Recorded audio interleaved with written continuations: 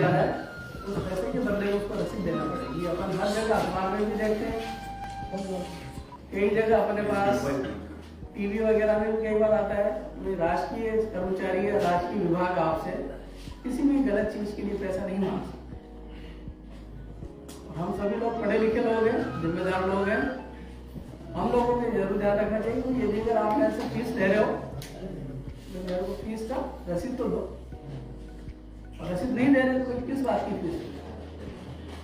जैसे आज आप बस में बैठे, बस के कंडक्टर ने कहा कि ना कि ठीक है यहाँ से बालोतरा जाना है, बैठ जा बस के अंदर पीछे और मुझे तो 50 रुपए दे दे। आप कहोगे नहीं कि उसको टिकट तो दे, और अगर टिकट नहीं दे रहा है वो तो गलत है, आपको टिकट लेना चाहिए, और अगर टिकट नहीं देता है तो उसकी कंप्लेंट जरूर होगी, क्योंकि ये सब चीजें ही आपको जिम्मेदार नागरिक बनाती है।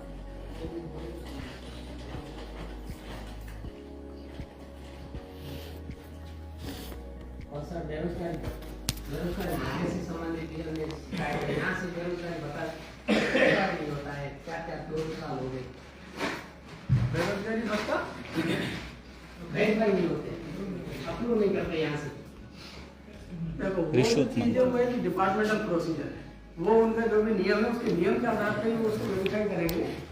अगर उसके बदले में कोई आपसे पैसे मांग रहा है कि साहब मैं तुम्हारा बेरोजगारी भत्ता तब स्वीकृत करूंगा जब तुम मेरे को पैसा ला के दोगे, ऐसे भी है। वो अगर है तो उसी के लिए तो हम आपको कह रहे हैं भाई हमारे जो संपर्क अधिकारी को साथ बताओ आकर के बात करना, हमारे को ये परेशानी आई। बाकी जो प्रोसीजर है उसको जो प्रोसीजर फॉलो करना है उसको करनी पड़ेगी। पैसे मांगते हैं कि रोजगार रोकने वो भरना, ये आकर के हम स्पेसिफिक है। ये मैं इसको जवाब देना चाहूँगा। अगर सरकारी कर्मचारी या सरकारी कर्मचारी ने आपको कहा कि फला व्यक्ति से संपर्क कर लें और उसको पेमेंट कर दें, तो ये तो बाकायदा भ्रष्टाचार निरोधक अधिनियम के अंतर्गत अपराध है। अगर कोई प्राइवेट व्यक्ति है जो कहीं बाहर है और जो सीधा लिंक नहीं है, वो आपको काम कराने का हो सकता है झांसा देकर आपसे पैसे हासिल कर रहा हो, उसका उस सरकारी आदमी से संबंध हो या नहीं होगा तो अपराध बनेगा, नहीं होगा तो वो फिर आपको एक चीटिंग यानी कि नॉर्मल जो अपराध है धोखाधड़ी का वो बनेगा। व्यापारियों में से कोई, मैं चाहूंगा आपने पीछे जो व्यापारी वर्ग है, कोई ऐसी कोई आपकी दिन प्रतिदिन की कोई शिकायतों में कुछ हो तो बताएं प्लीज। थोड़ा जोर से बोले। आप अरे भाई पानी की बोतल जो है ना बाद में रख देना, है ना, डिस्टर्ब मत करो प्लीज, में बैठ जाओ उधर बाहर बैठ जाओ थोड़ी देर। आप प्लीज जोर से बोले। हेलो सर, शिकायत का प्रोसेस कितना होता है, कार्रवाई कितने टाइम बाद होगी? 164 पर कॉल कर लेंगे, 1000 कर लेंगे, फिर उसकी प्रक्रिया क्या है?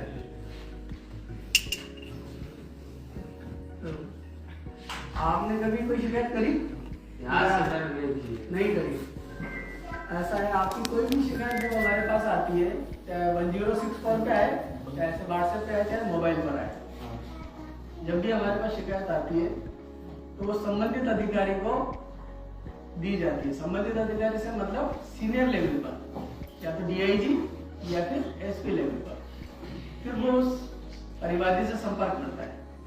जैसे अगर आपने फोन करा तो आपका फोन हमारे पास जाने के बाद फिर मेरे पास जानकारी आएगी, फिर मैं या तो आपसे बात करूंगा या हमारा ऑफिस आपसे पूरी जानकारी लेगा कि आपका मैटर क्या है।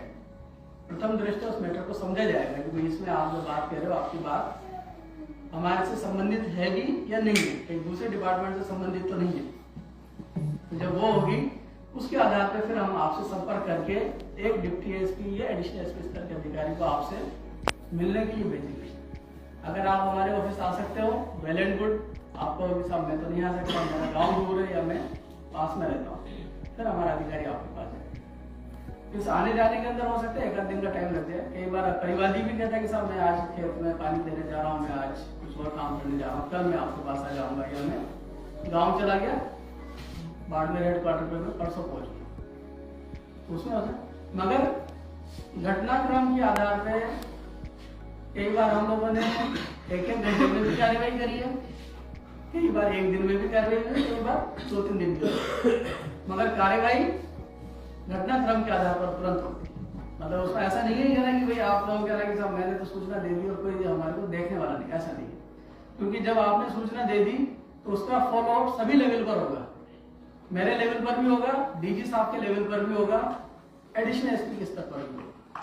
और डेली बेसिस पे हमारे पास जैसे आज दिन भर में 10 कंप्लेंट आई, तो सुबह हमारे को जानकारी मिल गई कि 10 कंप्लेंट है, शाम तक हम उसका रिपोर्ट ले लेंगे कि 10 में से 3 में बात हुई, 4 में हुई या पूरे 10 में बात होगी, आगे क्या प्रोसीजर हुई, आगे की प्रोसीजर स्टार्ट हुई या नहीं हुई, सारी चीजें डेली रिपोर्टिंग आती है। फिर जो दिन भर की कार्रवाई हुई उसके आधार पर पूरे 7 दिन की कार्रवाई और फिर उसके आधार पर पूरे महीने भर की कार्रवाई। इस तरीके से पूरा इसका मॉनिटरिंग और फीडबैक चलता है। मतलब ऐसा नहीं है कि ना कि कोई जानकारी हमने दे दी तो उसमें कोई कार्रवाई नहीं होगी, 100%। भ्रष्टाचार निरोधक ब्यूरो द्वारा आम जनता के लिए भ्रष्टाचार संबंधी शिकायतों के निवारण के लिए 1064 और भ्रष्टाचार की सूचना देने के लिए हेल्पलाइन का गठन किया गया है।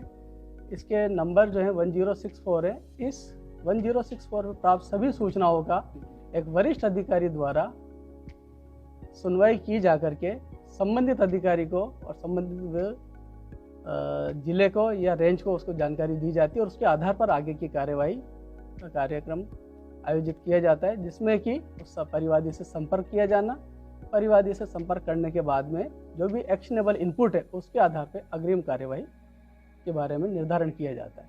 ये सभी कार्यवाही एक वरिष्ठ अधिकारी के निर्देशन में और सुपरविजन में संपादित होती है और इसमें जो फील्ड यूनिट्स है उनके सभी की सहायता लेकर के हम लोग आगे की कार्यवाही करते हैं।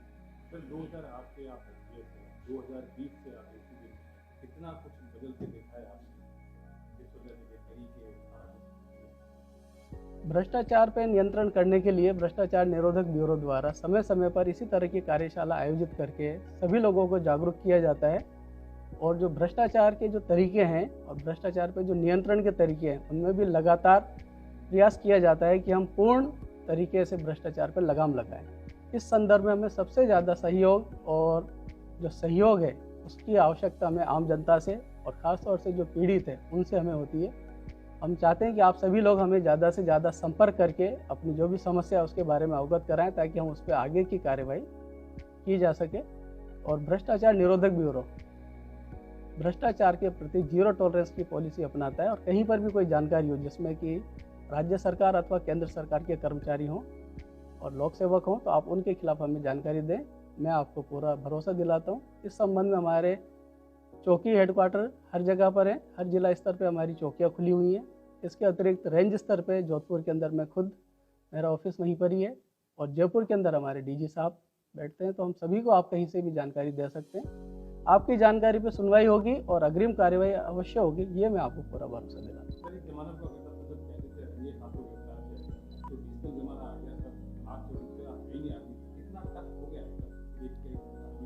हमारी जो प्रक्रिया है उस प्रक्रिया के अंदर जो ट्रैप की कार्यवाही का आयोजन किया जाता है उसके अंदर हमारी एक निर्धारित प्रक्रिया है जिसमें कि जो ट्रांजैक्शन होता है उस ट्रांजैक्शन के तहत हम लोग रंगे हाथों जो गिरफ्तार करने वाली कार्यवाही होती है वो भी करते हैं। इसके अतिरिक्त हमारे पास डीए के केस यानी डिसप्रोपोर्शनेट असेट वाले जो केस है वो भी हम बनाते हैं और मिसयूज ऑफ ऑफिस यानी पद का दुरुपयोग इसके संबंध में हम कार्यवाही करते हैं। और आने वाले समय के अंदर जो सूचना और तकनीक और जो टेक्नोलॉजी है इन सभी का हम लोग इस्तेमाल करते हैं और नए नए तरीक़ों से हम लोग भ्रष्टाचार पर लगाम लगाने की पूरा कोशिश करते हैं। हम जब भी कोई शिकायत हमें प्राप्त होती है तो हम उसका उचित स्तर पर सत्यापन करते हैं, उसके बाद ही फिर हम आगे कार्रवाई करते हैं। यदि अगर कोई झूठी शिकायत भी हमारे पास आती है तो हम उसका सत्यापन करते हैं तो उसमें हमें जानकारी पता चल जाती है कि शिकायत सही है गलत है। 1064 पे आने वाली प्रत्येक टेलीफोन कॉल का वरिष्ठ अधिकारी के निर्देशन में और सुपरविजन में सत्यापन किया जाता है और जिसमें एक्शनेबल इनपुट होता है उस पर 100% कार्यवाही भी होती है। अपने काम के लिए सरकारी कार्यालय में जो आपके उनसे क्या आप हमें यही है कि आपके पास यदि अगर कहीं से भी इस तरह की कोई शिकायत आती है, आपसे कोई अपने वैध कार्य के लिए पैसे की डिमांड करता है, रिश्वत मांगता है, तो आप तुरंत ब्यूरो के अधिकारियों से या ब्यूरो की हेल्पलाइन पर संपर्क करें और उसमें हमारा साथ देकर के आप भ्रष्टाचार पर लगाम लगाने में हमारा सहयोग करें।